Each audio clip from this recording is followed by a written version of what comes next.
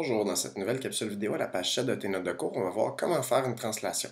Donc, on avait vu à la dernière page comment faire des droites parallèles. On va utiliser ça pour faire les translations.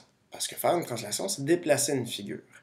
Donc, quand je veux déplacer une figure, je vais partir de ma figure initiale, je vais la déplacer par rapport à une flèche de translation pour trouver ma figure image, mon triangle A', B', C'. À partir de ma flèche de translation, j'ai trois informations qui me sont données. J'ai d'abord une direction, pour savoir dans quelle direction. Ça serait une direction selon une droite. À l'horizontale, ce serait une autre direction. Comme ça, j'aurais une autre direction, etc. Et selon ma direction aussi, je peux avoir deux sens possibles. Donc, dans ma direction qui serait une droite ici, j'aurais deux sens possibles, vers le haut ou vers le bas. Donc, j'ai une direction, un sens et une longueur selon ma longueur de ma flèche de translation. Donc, j'ai trois informations, ma direction, mon sens et la longueur. La translation, c'est une transformation qui permet d'obtenir des figures isométriques. Donc, isométrique veut dire même mesure d'angle et de côté. Tout comme la rotation, ben, on a vu que ça produit des figures isométriques. Donc, autant que le concept clé de la rotation, c'était les cercles. Là, ici, c'est les droites parallèles qu'on a vu à la dernière page. Donc, la première étape qu'on doit faire pour faire une translation, on a différentes étapes à suivre, ben, c'est d'aller tracer des droites parallèles avec ma règle et mon équerre. Mes droites parallèles doivent être parallèles par rapport à la flèche de translation et passer par chacun des sommets. Donc, on va aller faire ça. Première étape, je vais aller tracer mes droites parallèles. Donc, si je veux que ma figure se déplace selon la flèche de translation ici, qu'on nomme souvent une flèche de translation T, donc j'ai ici,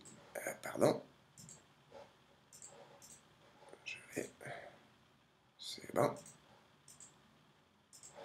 OK, donc je vais déplacer ici ma flèche, je vais aller, faire mes droites parallèles. Donc pour faire mes droites parallèles, je vais placer mon équerre ici sur ma flèche de translation.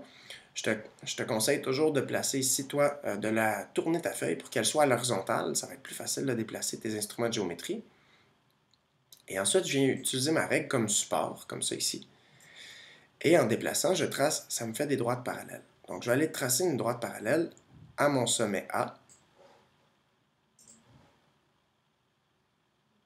qui passe par mon sommet A, pardon.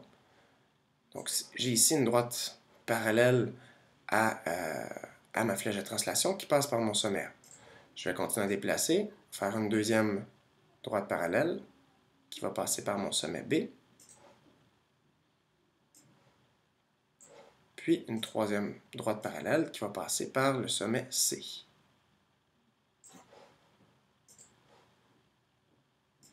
Voilà. Une fois que ça c'est fait, ma première étape est faite, j'ai fait mes droites parallèles. Deuxième étape, je vais aller avec le compas, je vais aller mesurer la longueur de la flèche de translation. Ça va être mes points bleus. Donc mes points bleus, tout comme la rotation, on avait mis des points bleus pour savoir quel déplacement je dois faire. Mais ici, mes points bleus, mes déplacements, c'est selon ma longueur de flèche de translation. Donc, mes points bleus sont aux extrémités de ma flèche. C'est comme ça que je me déplace. Donc ici, si je prends mon compas, je vais aller mesurer la distance que je dois avoir pour mon déplacement. Donc je vais aller ici chercher la bonne longueur de ma flèche de déplacement. Donc ça, c'est ma distance que je dois me déplacer. Donc après, une fois que j'ai mesuré ça, ma troisième étape, c'est à partir de chaque sommet, dans le sens de la flèche de translation, je vais aller reporter cette mesure sur chacune des droites parallèles. Donc, si cette même distance-là, mon point A va se déplacer sur ma droite parallèle de la même distance, donc je vais aller déplacer ici mon compas, et je vais aller faire un petit arc de cercle, comme ça, pour venir montrer que c'est à cette distance-là, donc ça va me donner mon point A'. Quand je déplace ensuite mon compas, sur mon sommet B, je vais aller tracer ici mon arc de cercle aussi, et finalement, je vais le déplacer sur le sommet C.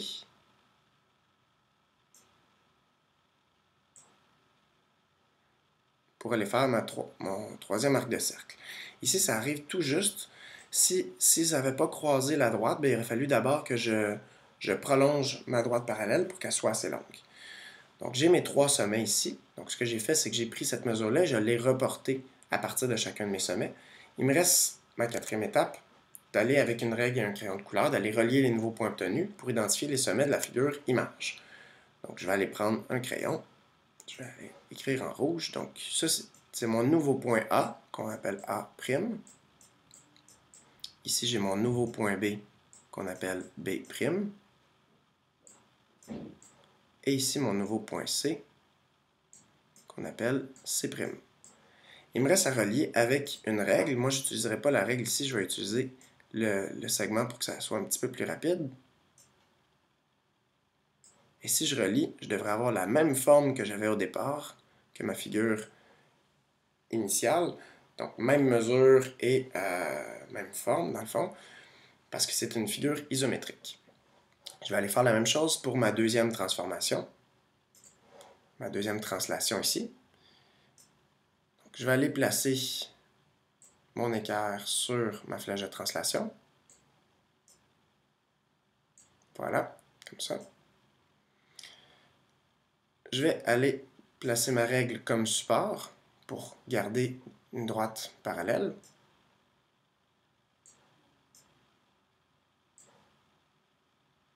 C'est important d'être bien précis, qu'elle soit bien placée.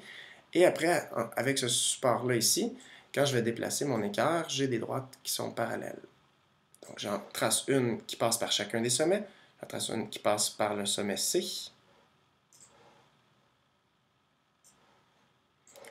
Je déplace mon équerre, j'en trace une qui va passer par mon sommet A, par mon sommet B, pardon.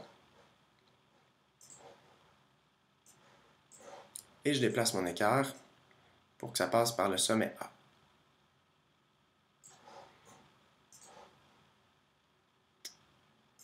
Et voilà. Maintenant, ça c'est ma première étape. 2e étape, on avait dit que c'était l'étape des points bleus. Donc, je vais aller ici identifier mes extrémités de ma flèche pour dire que ça c'est la longueur de mon déplacement. Donc, mon point C doit se déplacer dans ce sens-là, à la même distance. Mon point B, même chose, à la même distance. Et le point A aussi. Donc, je vais aller placer mon compas. Aller mesurer cette distance entre les points bleus.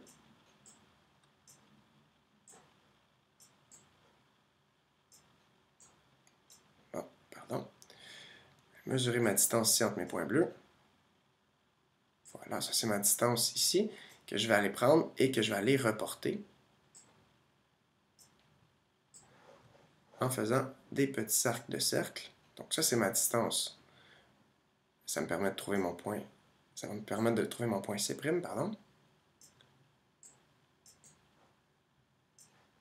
Mon point B va se déplacer de la même distance. Je trace aussi un arc de cercle. Et mon point mon point A, pardon, va se déplacer de la même distance pour que je puisse trouver mon point A'. Il me reste maintenant à relier et à identifier mes sommets de la figure image. Donc ici, j'aurai mon point, je vais changer, je vais mettre en rouge. J'aurai ici mon point A'.